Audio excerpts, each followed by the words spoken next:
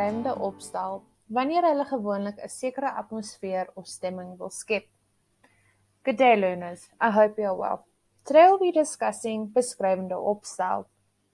In our introduction, I explained that a person generally writes a beskrywende opstel or descriptive essay when they are trying to create a mood or a certain atmosphere.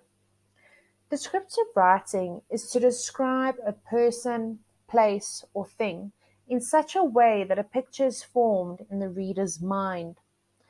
Capturing an event through descriptive writing involves paying close attention to the details by using all of your 5 senses.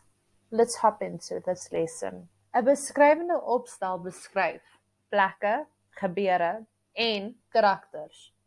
A descriptive essay describes places, happenings, or events and characters. 'n beskrywende opstel word geskryf in gebruikens van die skrywer se innerlike gevoelens of emosies, as ook of die uiterlike van 'n plek of persoon.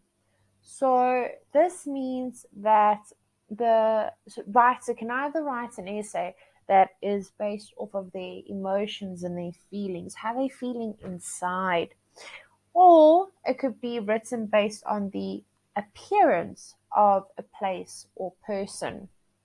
'n beskrywende opstel gebruik beeldspraak, soos 'n metafoor, personifikasie of vergelyking.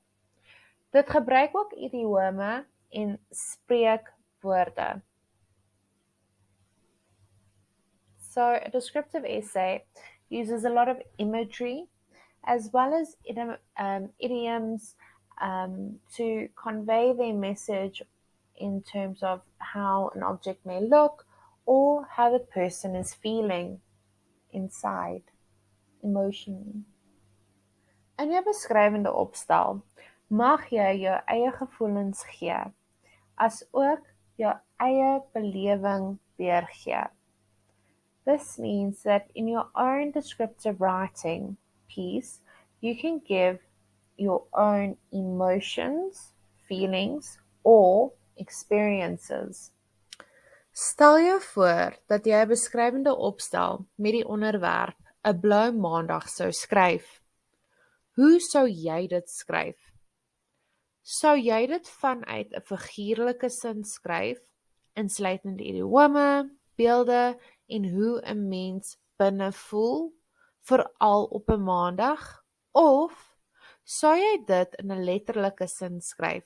Miskien het jy eendag wakker geword en dit was 'n maandagoggend en nou iewes skielik is alles blou in jou kamer, of dalk het jy opgemerk hoe blou elke item in jou kamer is. Imagine you have the topic or subject given in class, a blue Monday. You can either take this as a figurative approach, explaining one's emotions or feelings within, or you could take it from a literal approach, what is literally happening, waking up and everything around you is literally blue. But how? Describing these and what you see or feel is an example of a descriptive essay. Pas op, be careful, dat dit nie 'n verhalende word nie. Be careful that this doesn't become a narrative story, but remains a descriptive essay. 'n beskrywende opstel handel oor hoe jy iets sien, hoor, voel, ruik en proe. Hierdie is ons 5 sintuie. Hier kan die spinnekop-diagram gebruik word. Plaas die woord, idee of prentjie wat jy moet beskryf in die middel. Elke spinnekopbeen sal 'n ander sintuig wees. Sien, hoor, voel, ruik en proe. Hier is 'n voorbeeld van 'n spinnekop-diagram.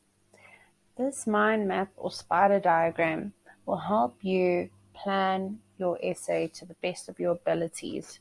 It covers the 5 senses which you need to focus on when writing a descriptive essay. Verbind nou sleutelwoorde in elke sintuig. Combine keywords with every sense.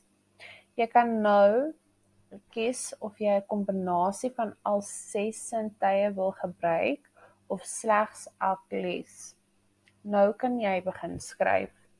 So once you have decided which senses you'll be focusing on in your descriptive essay, and you've created keywords to match up with those senses, you can begin writing. Onthou om stompie te gebruik vir jou sinstruktuur. Very important, remember to use the Stompy method for your sentence structure. Kenmerke van 'n beskrywende opstel. Characteristics of a descriptive essay.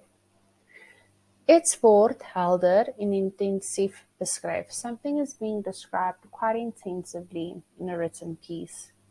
Gebruik al jou sintuie wat jy sien, hoor, proe, ruik en voel. Use all of your senses, what you see, hear, taste, smell and feel. Gebruik idiome in intensiewe vorm op 'n oorspronklike manier. Use idioms and intensive forms with a suitable manner or in a suitable manner. Die opstel bestaan uit 'n inleiding, middel en slot. The essay includes an introduction, middle and end. Leestekens, taalgebruik, sinsoorte en lengtes is belangrik. Punctuation, use of language or word choice, sentence structures, and lengths are very important.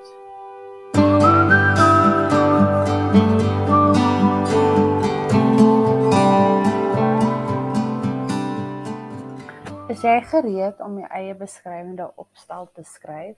Are you ready to write your own descriptive essay?